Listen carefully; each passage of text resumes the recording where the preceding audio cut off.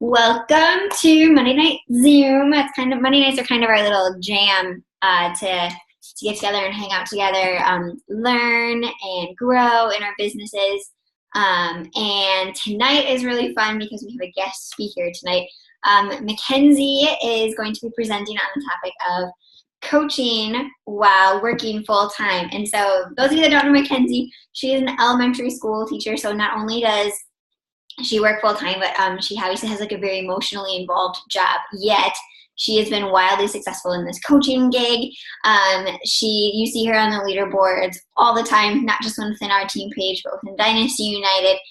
One of my things that I always find very admirable at her is that she's so systematic. So if you like above and beyond all, definitely get your pens and papers ready, take notes on this because like I said, that is, I think, from an outsider view, one of her most valuable characteristics. And so to listen to somebody present on that, obviously, is just an opportunity for you to grow. So, McKenzie, I'm going to pass it over to you. I'm going to mute myself. I'm going to be scribbling down a bunch of notes as well. And then at the end, if there's time, we'll go over to, just questions or group discussion kind of deal. So, go ahead, McKenzie, whenever you're ready. Go ahead and take it away. Screen share, do your thing, whatever. Thank you. All right. Thanks for that introduction, Allie. That was super nice of you. I'm super excited to be here and share I guess when Allie told me to think of topics, I was just thinking really too hard about it. And she suggested this and I was like, oh yeah, I guess I could talk about coaching and working full time. And then I saw that Brittany talked about it last week and I got super nervous, like, oh my gosh, she's going to cover everything I want to talk about. But I think her call is actually a really good precursor to mine because she talks more about the mindset, which I also think is super important, but mine are broken down into very specific tasks. So with that being said, I know that this is not going to work for everyone. I'm sure there's someone out there who does it much better than I do, but this is just what I found that works for me and in the last year and a half, juggling both of these kind of priorities in my life. So do what makes sense for you. If you try something out and it doesn't work, I'm not going to be offended, but I would love to hear, what you have success with and maybe other ideas that you have too. Okay. So coaching and working full time. I'm going to screen share it's funny because let me just, I always forget which one. Okay, can you guys see my screen? And I can see all of you. Okay, great. So it's funny because the number one excuse I get out of all of my potential coaches is I'm too busy. And I just have to laugh to myself saying what do you think I do? Just sit on my butt all day. And I'm sure you guys can all relate to that. Even if you're not working full time, we're all busy. And that's just an excuse now because everyone could literally say that, whether you work from home, juggle two jobs, or whether you're a stay-at-home mom, right? We all have our own busy. So stop using it as an excuse. Okay. Kind of the layout of my call. I'm going to break down what I do monthly, weekly, and then daily, and then just some final thoughts that I have. So I always like to know what's coming. So that's what you have to look forward to. Okay. Monthly. So, to start at the beginning of the month, in my ideal world, it would be the end of the previous month. First things first, I'm going to look at my calendar and my husband's calendar. Okay. And I'm going to make sure that I'm not scheduling, one-on-one calls the week of conferences. But if my husband's going to be out of town on a Saturday, I'm absolutely going to be scheduling one-on-one calls on that Saturday because I can be available basically the whole day. Once I kind of have down what we're going to be doing during the week, I'm going to plan out my challenge groups, my free groups, my sneak peek groups, my coach trainings. Those are always a must every single month. And then if there's time for it in our schedules, team calls, mentorship calls, other team stuff. And that sometimes can be hard for me because I want to focus on the team stuff more. But again and again, I keep hearing top coaches say you've got to work on your business first. And, that's right. I'm not going to argue with them. So they know what they're doing. And so that's what I do. once everything's set, I make sure to communicate with my husband and make sure that it's in like our shared calendars so that we both know. And I'm very upfront about like how much time everything that I've planned is going to take, and that he should feel free to do other things with his friends during those times if he would so choose. Okay, so nothing too big during the month to month. Weekly, I have been planning my posts basically since I first started coaching, and I don't know what I would do if I didn't do this. I used to take so much time thinking about what I was going to post, what I was going to say, how I was going to say it, what picture I was going to use. And instead, I just take some time on Sundays and I sit down and I just use like Google Sheets. I make sure I plan out 3 posts every single day. And when I'm planning those posts, I'm looking at a couple of different things. First, I'm going to see what I'm inviting to, whether it's a coaching opportunity or a challenge group opportunity or a challenge group invite. And if it's going to be a challenge group invite, I want to make sure that all of my posts in some way, shape, or form are tailored towards a challenge group. So it might not be a challenge group invite, but it might be like, wow, I would never have fit my workout in today if it wasn't for my challenge group, and just kind of like breadcrumb the challenge group idea so that when the invite does come, people are like, oh yeah, like that didn't like really come out of thin air necessarily. Same thing goes if I'm inviting to the coaching opportunity the following week. I am going to breadcrumb ways that the coaching opportunity has changed my life, just kind of sharing my story. Then boom, when I hit him with the coaching opportunity invitation, it doesn't seem like it's out of left field because I've been talking about it in ways that it's benefited me for a full week. Okay. Another thing I'm looking at when I'm planning out my my posts is that I'm spreading out what I'm posting about. So I'm going to make sure that I'm not posting like a motivational quote on a Wednesday night and then a Thursday morning, right? So if I'm going to post 2 quotes in a week, I want to make sure that they're very spread out. So maybe like a Sunday evening and then like a Wednesday morning, or same with like pictures of my dog. I'm not going to do those back to back. And if I can try, I'm also going to spread them out like by the time of day that I'm posting. This doesn't always work with like my workouts because I like to post them right away in the morning, but like, I'm not going to do all of my like motivational quotes in the evenings, because then only people who are online or in the evenings are going to think that's all I do is just post motivational quotes, when I actually have several other things that I like to post about. So I just try to switch up the days that I post and also the times of days that I post. I can explain that more if that didn't make sense when we have our chat afterwards. But I'm very diligent about planning my posts. And then I'm going to do weekly at least one of the following. And this is the bare bones minimum. Like I have conferences this week, and I always bring up conferences. It's a very stressful time for me, but insert anything in your life that's, takes up a lot of your time. This is like the minimum that I'm going to do. And Brittany called this like the extras on her call. If anyone listened to that, I think her topic was like make time for the extras. And this is very similar to that. So one of the following business building activities a week: Power Hour, scheduling my challenge group posts to the challenge tractor, challenger recognitions, posting a question to my cold market group, and then tracking like who's interacting with that, blogging, making a new recipes, Pinterest searching for new recipes, week of conferences, I'm just doing one of those and I have to be okay with that. But then, when it's spring break and I don't have class, that doesn't mean it's time for a McKenzie vacation. It means it's time for me to work my butt off in Beachbody because I finally have all this time. So you could relate this to like your kids go to bed early in the night, or you have a babysitter to like, watch a movie or whatever. And yes, you should absolutely find balance, but just make sure that you're not, how do I say this? It shouldn't be like that every night. You should be making time for your business when it seems like maybe you should be taking time to relax. I don't know. I have a hard time relaxing. So take that with a grain of salt. But during slow seasons of school, I'm always really pushing in my business. And during, really busy seasons of school, I'm just doing the bare minimums, but I'm doing them consistently. Okay.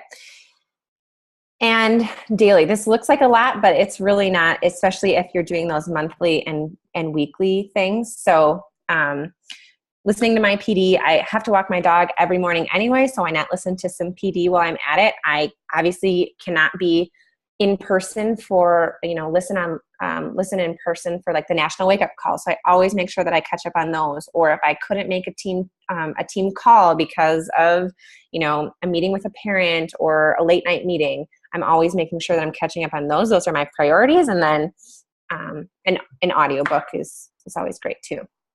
Work out and drink my shake.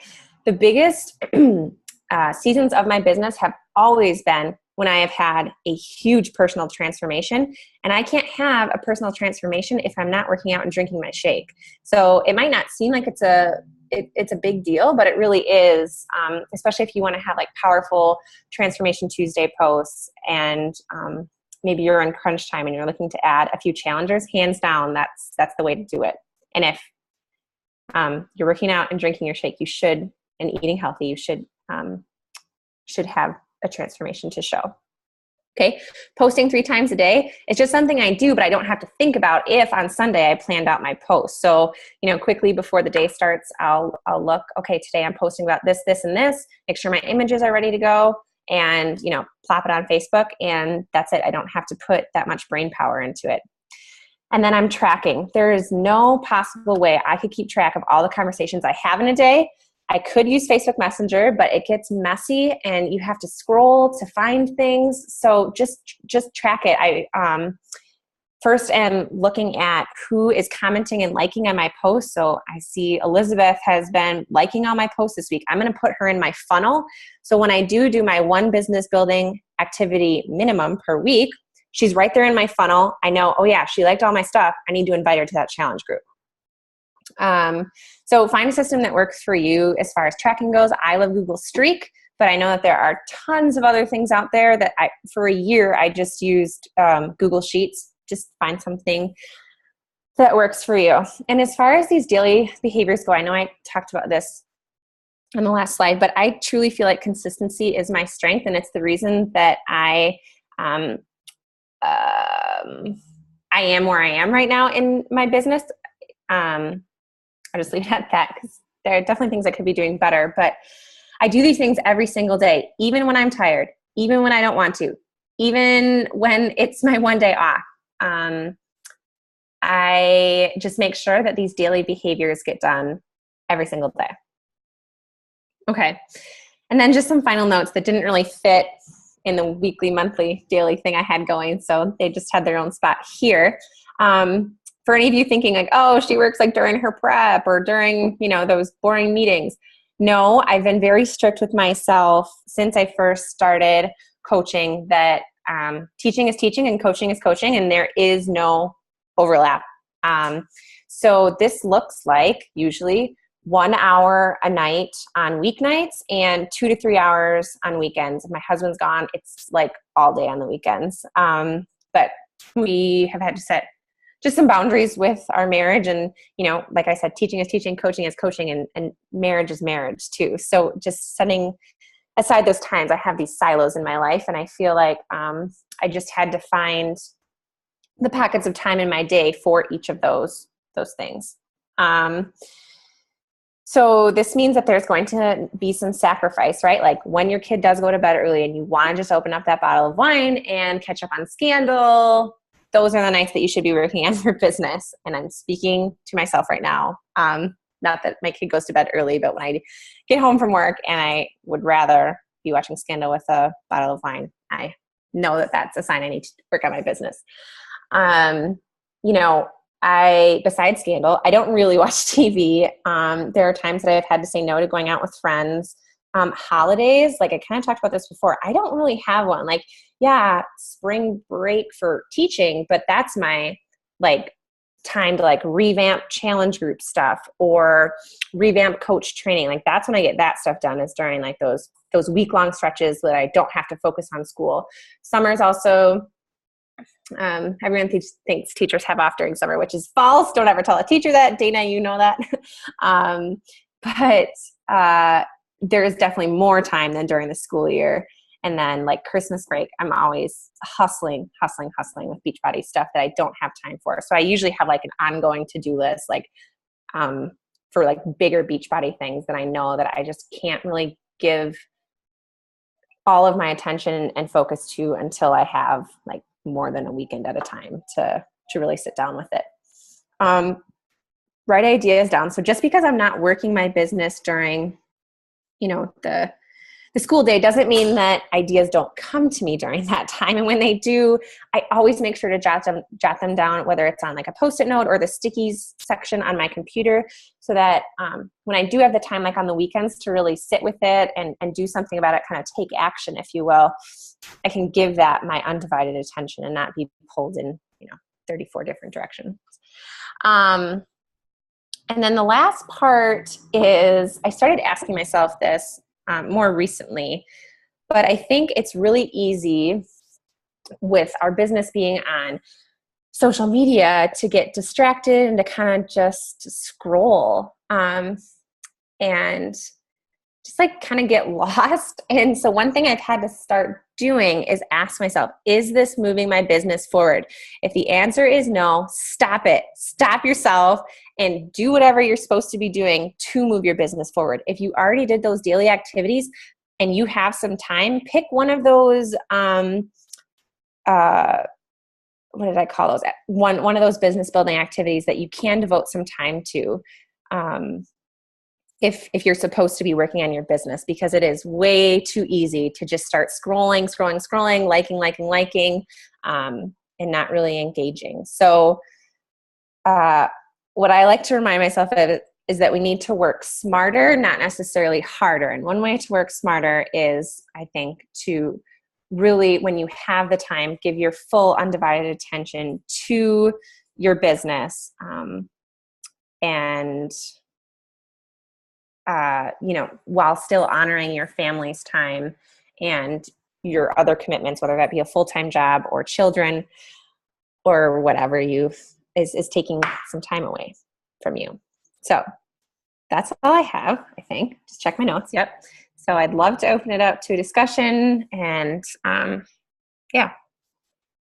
Allie, if you want to take it. Wow, McKenzie, thank you so much. I've got a full page plus of notes written down, and like I love the way that you broke this down. I'm just it was really good gut check for me too. So I'm glad to hear that. Before, I know I saw a couple questions in the comments. But just looking at those. This is if I was wondering if you could rattle off your list one more time of your business building activities. You talked about like Power Hour challenge, but if you just want to peek at your notes and say those things one more time for everybody. Yes. And I debated putting Power Hour on here because, like, for example, Brittany, her bare bone minimum every day is Power Hour. And sometimes that was my bare bone minimum every week. So it depends what your goals are again. But so business building activities would be Power Hour, scheduling posts to my challenge group, like in the My Challenge Tracker app, challenger recognition, posting a question to my cold market group. So that's like my dog mom group, or what else am I a part of that I like Girls Love Travel, different groups like that. And then tracking who's commenting, blogging, and then recipes, maybe like making a new one for the blog or looking for new like 21 New Fix approved recipes that Ben and I can eat. Those are just the ones I can think of off the top of my head. Awesome. Yeah, I really like that, how you have that list of like when you have extra time and your dailies are done. Like it's so easy to just like look on your whiteboard and be like, okay, I'm going to do this today. So yeah, awesome. I love that way that you've simplified that. Thanks. And then I saw someone else. Oh, Ashley, when you plan your post, you write out the entire post or just the general idea? That's a really good question. If I have time, I write out the entire post for my invites because I feel like if I didn't, those would take a lot of time to write out.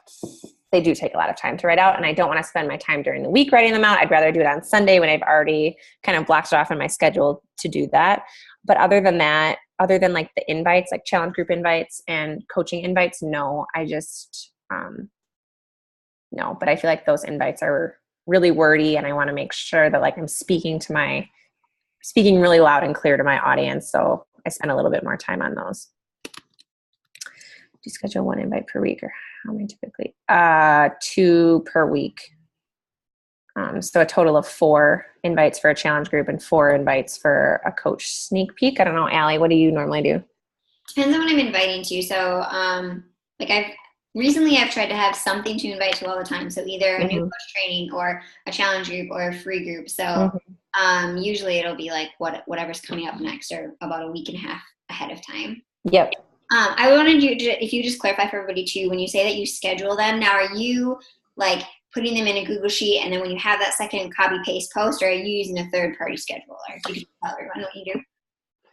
That's okay, Ashley.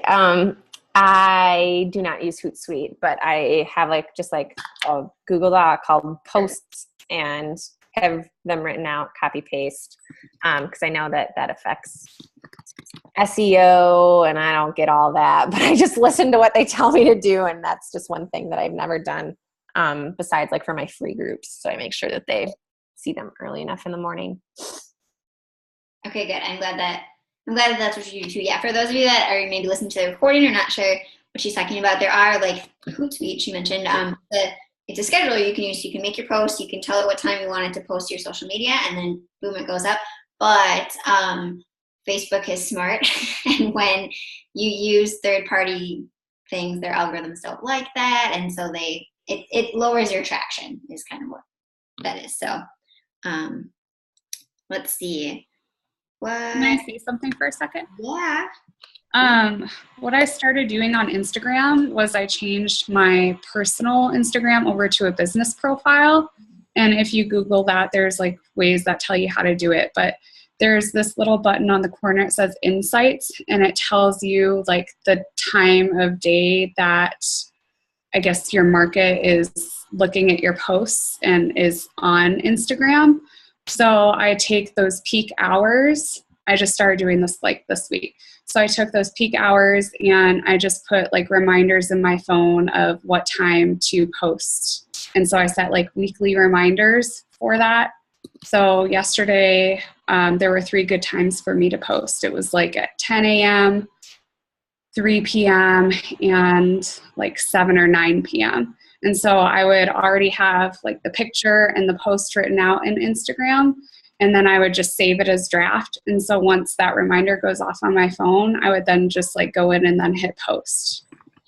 Does that make sense? Yeah, that's really cool. I like that a lot. And it takes kind of the like work out of it, because I feel like for so long I was trying to figure out when is my market online.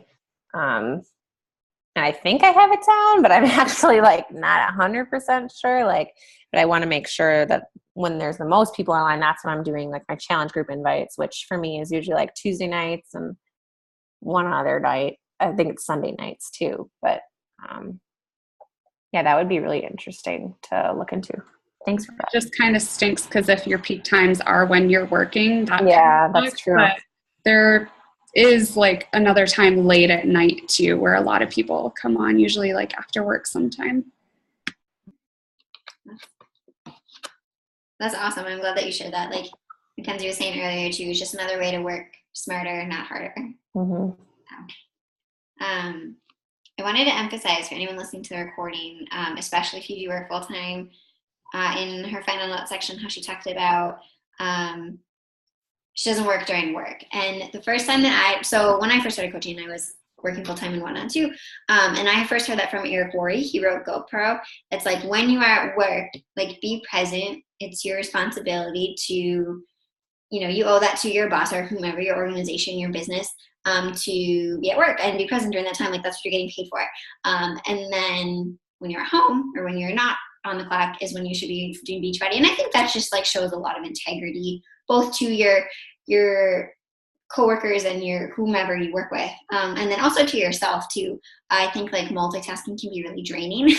And so even though you're like, oh, I'm going to crunch this really quickly and try and get it in, it just ends up being more scattered, and then you kind of like end up half doing something that you're job. So I mean, I guess like I'm sure there's exceptions to everything. So like maybe if you like work the front desk and you have one job and that job is to answer the phone, and if the phone isn't ringing, and then like sure, why not utilize that time, like work smarter, not harder. But in the same breath, I just think that I'm so glad you brought that up. And you know, I'd kind of forgotten about it too, but like yeah, I remember when I first heard that from him, I was a little confused because I was like, wait, I'm trying to like do all the things and move my business forward, but it makes so much sense, you know, the way he broke it down and the way that McKenzie broke it down. So I just really wanted to emphasize that. And I, you know, integrity, I guess that's all I have to say. So, is there anything else that you guys have like 4 or 5 minutes left yet that you guys want to, I mean, we're here, just chat about, or specific questions related to working full-time or being busy in general while coaching, or something maybe new that you heard tonight that you want to explore how you can implement into your life at all? Just look at the comments. Oh yeah, Ashley. She said that for anyone, you know, watching the recording, she struggles so much with the staying at home with Finn too. That yeah, I mean, like I sometimes, you know, I can relate to that. Like I don't like to be on my phone when I'm around Nora because I don't want her to grow thinking it's normal. But it's hard sometimes when it's like right there all the time, and I'm just gonna check one thing that leads to, oh yeah, I have to post this. That leads to, oh, this coach did, you know, whatever. So, while I'm thinking of it as well, something else that McKenzie mentioned was you have to ask yourself. You guys all know that I love power of questions and how like you can mentor yourself by asking yourself questions. But she said, ask yourself if what you're doing now is moving your business forward. You guys, if you know the due date, what the nursery looks like, and favorite color of a top coach, like you're doing it wrong. You don't, you know, like they're not trying to appeal to you. You're already a coach. You're already in the community. Like, I mean, that's great. We all have people that we admire and whatnot, but definitely like reel it in. And there's a couple of things, like when you're on a computer in particular, I use Google Chrome, and there's a, what is it called? Newsfeed Killer app. If you just Google that, it'll pop up. So when I'm on my computer and on Facebook, I can't see a newsfeed. Like it just isn't there, which saves quite a bit of time. So that's, I mean, it doesn't work on your phone, but something to consider. Never heard of that before. Yeah, just Google it. I think it's called Newsfeed Killer, and it only works in Chrome, so you have to Google Chrome. But is there anything in here you guys want to try and implement this week at all, or like start working toward? Or an added tip or anything? I just saw that Ashley said that she loves the idea of listing and choosing business building activities each week. And I think I started doing that because all I wanted ever to do was blog. But I needed to make sure that, as fun as blogging is, that I was doing other things like inviting, because those will ultimately, I need like a good balance in order to move the business forward. So I think that's kind of like what generated the list, because I, you know, was doing all the fun things. And I know, Allie, you've said this before, like you don't blog until, or do, you know, the fun things until you've finished like X, Y, and Z, or you've hit Success Club for the month, you know? And I think that's a really good, you know, similar tip to wait to do the fun stuff until you've done like the hard stuff. Mm-hmm. Yeah, absolutely. I was really excited for this because, again, like I told her in the meeting, like I've always really admired how systematic you are. So I was like, oh my gosh, I know I'm going to pick up on stuff like that too. But so I mean, to be really transparent, I'm not as disciplined as McKenzie's explained with, you know, her daily list and her extra, her add-ons and stuff. But yeah, that is one thing that I do is like I don't let myself do, I don't know, revamp a challenge group or, you know, something like that until I've hit Success Club for the month. And it's like once I do that, you know, hopefully within the first 15 days, then I can do fun stuff. So anyway, all right. Well, it is a half an hour, so I'm gonna hop off. This recording will definitely be up by tonight. I want everyone to watch this. So let your friends know if you have anyone that you want to pass this along to, and we'll see you in the team pages. Thank you, McKenzie. Bye. Thank you.